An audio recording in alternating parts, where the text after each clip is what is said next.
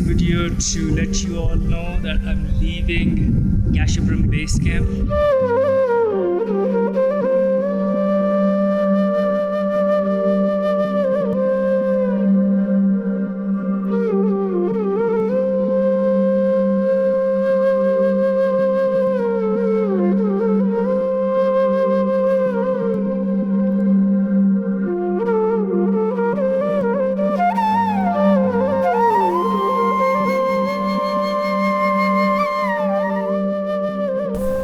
At 5,150 meters above sea level, the base camp is stretched over a wide band of rocks and debris, much wider than the band of debris at Kashkin base camp. From this close, K2 was very overwhelming, but somehow less intimidating and seemed rather doable. For me, the base camp was very different from what I had imagined it to be like, and looked nothing like how it has been depicted in the Hollywood films over the years.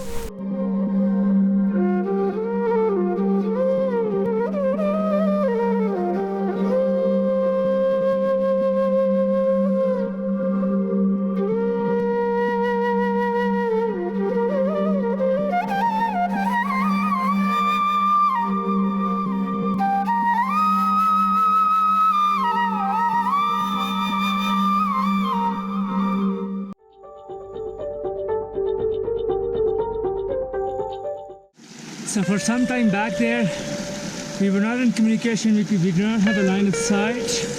Now we're in a portion where there's some fixed rope. I'm still in my trail running shoes, so let's see what happens. This late in the season, the icefall of K2 had melted down to collapsing clusters of towering and jagged ice.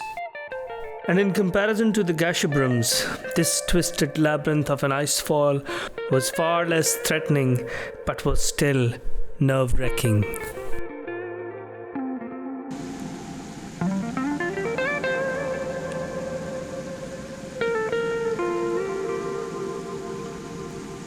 The base of the Abruzzi Ridge was very different from what I had imagined it to be. I had never accounted for a glacial stream running down along the moraine of the upper Goodwin-Austen Glacier. The view was out of this world. On one side were the ever-depreciating clusters of jagged ice towers of the Goodwin-Austen Glacier, and on the other side were the daunting steeps of the Abruzzi Ridge, separated by the thin, muddy, and rocky moraine.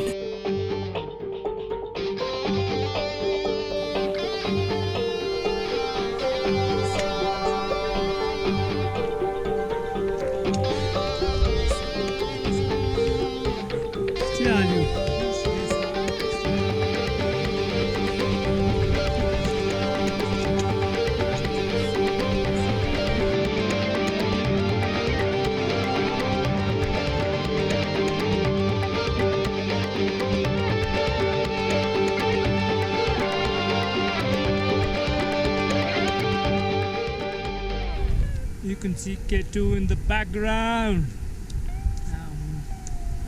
Maybe you can see one of the climbers coming down from Camp 2, Camp 1, I don't know. We're at the base camp right now of K2. And I'm loving this place. Next year I'm coming to climb.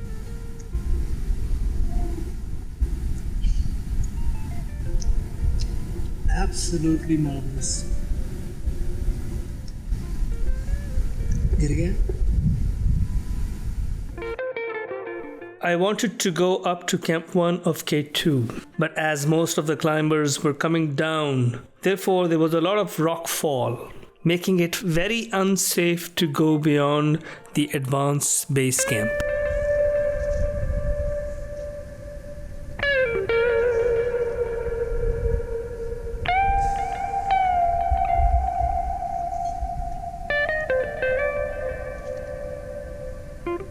Back in 2004, when I trekked to Concordia with a party of 19 other adventurers. We could not make it beyond Broad Peak Base Camp mainly due to time constraints. My dream to see and touch K2 with my own hand had finally been fulfilled after 16 long years.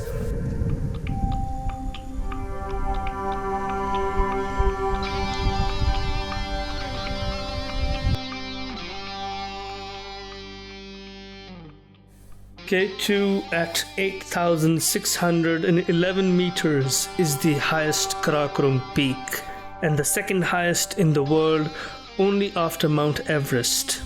It is also known as the Savage Mountain and is the deadliest, where approximately one person dies on the mountain for every 4 who reach the summit. It is the only 8,000er on the planet that has yet to be summited in winters.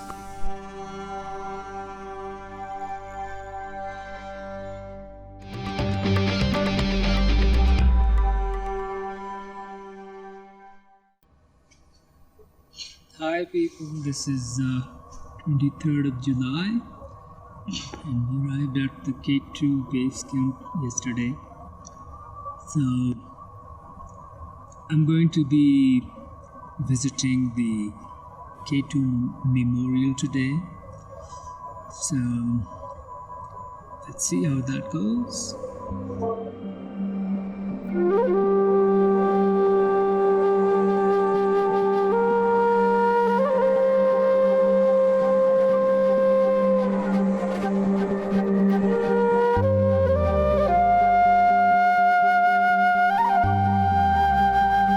It was an exceptionally clear day when we headed out to the Gilkey Memorial. It took us a short hike towards the south ridge of K2.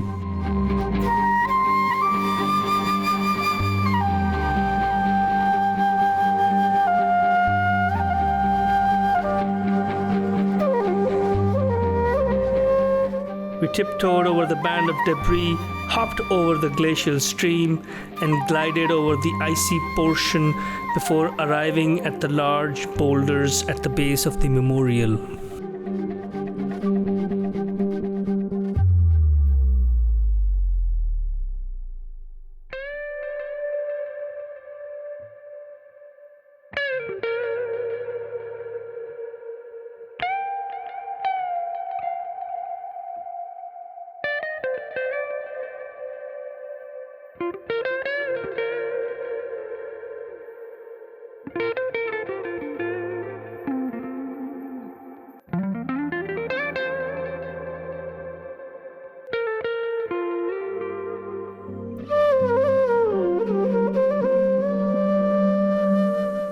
I don't know if it's visible right now in the frame, but it's up on that ridge, on that crumbling piece of rock. The view of K2 from the base of the memorial is even more dramatic. The Gilkey Memorial is a place near K2 where the mementos of the fallen climbers are enshrined. It honors the climbers that have died climbing K2. We visited the memorial to pay our respect. The hike up to where the bulk of the plaques are is quite dangerous. The mountainside is steep and is entirely made of crumbling rocks, some of which are covered in algae, and in some places, small flowers have sprouted out of this fragile growth in the otherwise stark and hostile environment.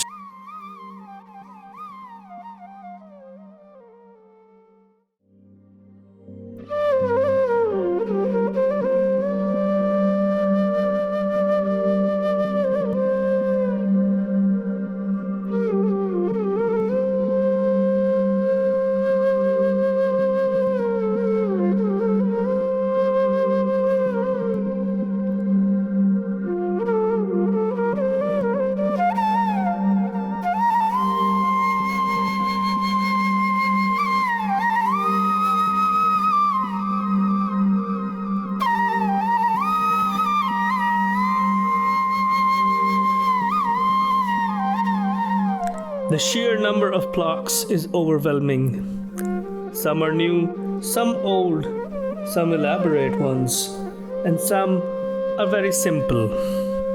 Most of these seem to have been brought later by fellow countrymen of the climbers that have perished on K2 over the years. We, however, were looking for the nameplates of two Shimshalis who perished in one of the worst mountaineering disasters on K2 in 2008. And only when we found them did we leave back for the base camp.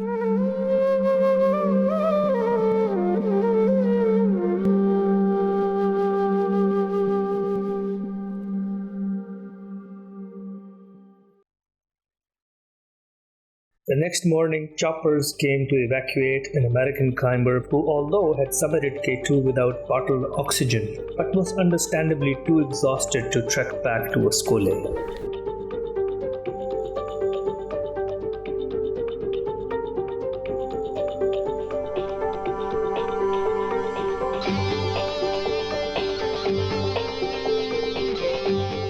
On the Baltoro, choppers always fly in pairs. One hovers over while the other delivers payload or carries out a rescue mission.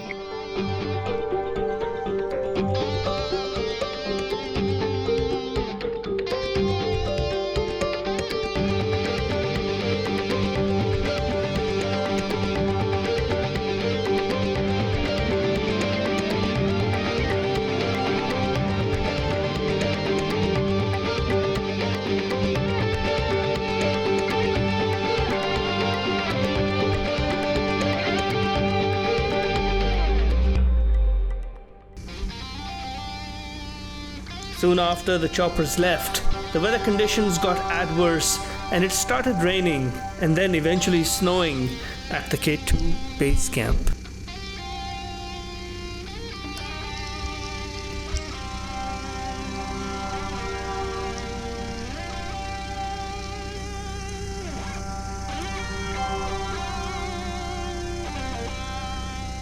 Hi guys, this is Mohamed, Desi Mountaineer, 28th July.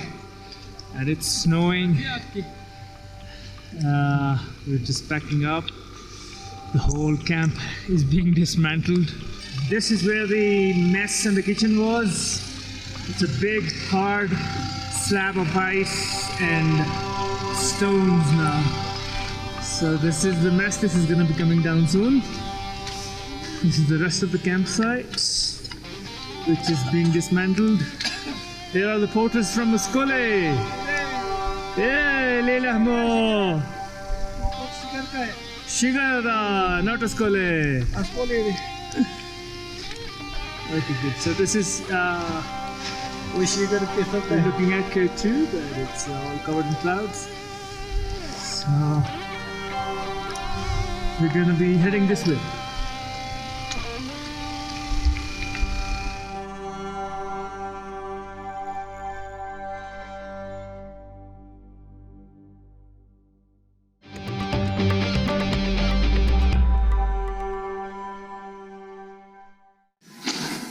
So we've been out for like 20 minutes and the portion you see on the glacier where the sunlight is at the base of Mitra Peak at Concordia. Once again, we climbed down into and then up out of curving crevasses to leave behind Goodwin Austin Glacier to arrive at the blackish Baltoro Glacier at Concordia. So 4 hours after leaving K2 base camp, we've arrived in Concordia. So we'll take a break now and then move on to Goro 2. And we have Mr. Waldi.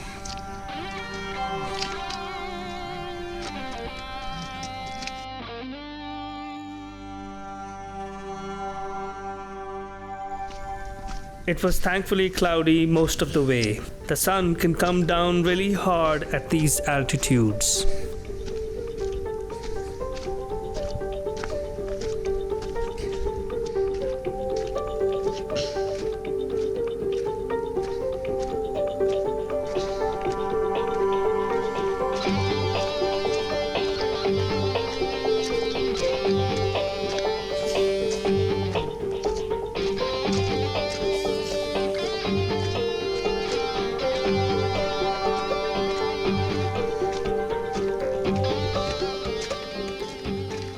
and once past the white ice hills jutting out of the glacier near Goru 2. The color of the rocks and pebbles under my feet started reflecting the yellow shades of the surrounding peaks.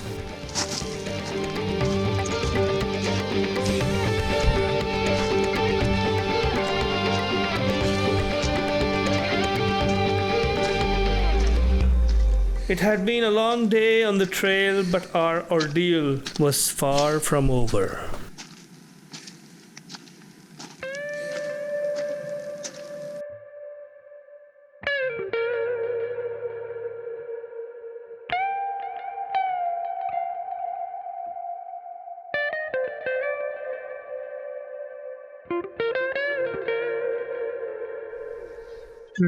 July 7:50 a.m. and we're setting out for Kobuste from Goru bypassing Bukas. What a night it was. It had rained the whole evening and late into the night, and I had to wait outside for my tent to arrive with the rest of the porter loads. Drenched and cold, we hardly had any rest that night. A few more hours on the trail and Urdukas became visible. We hiked past the plaque remembering Marcus Kronthaler of Austria before finally arriving at the green steeps of the campsite.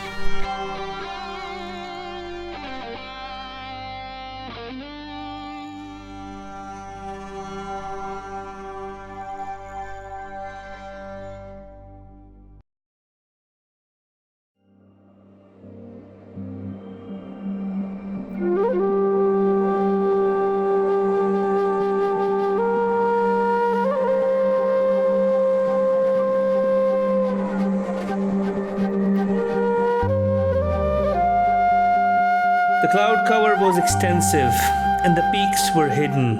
All of this contrasted to how the jagged pinnacles and the summits around the campsite were visible when we were heading up the valley earlier in July.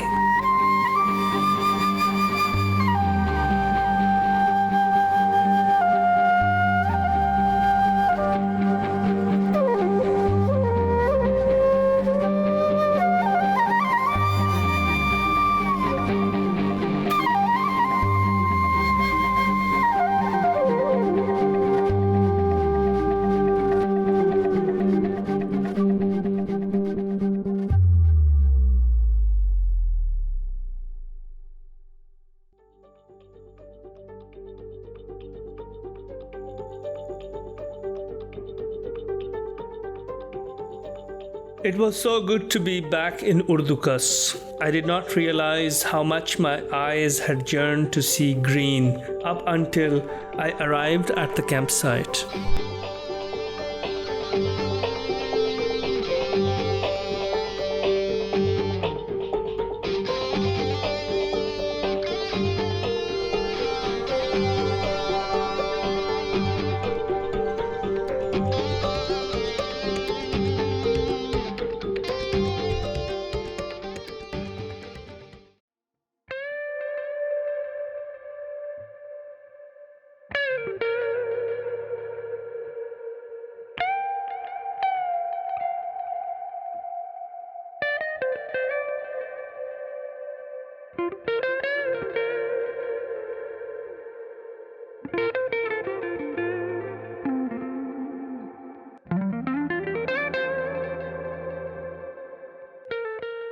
The break for lunch at Urdukas was meant to be short, but then I met some trekkers from Canada and we got talking, and then the time just flew by.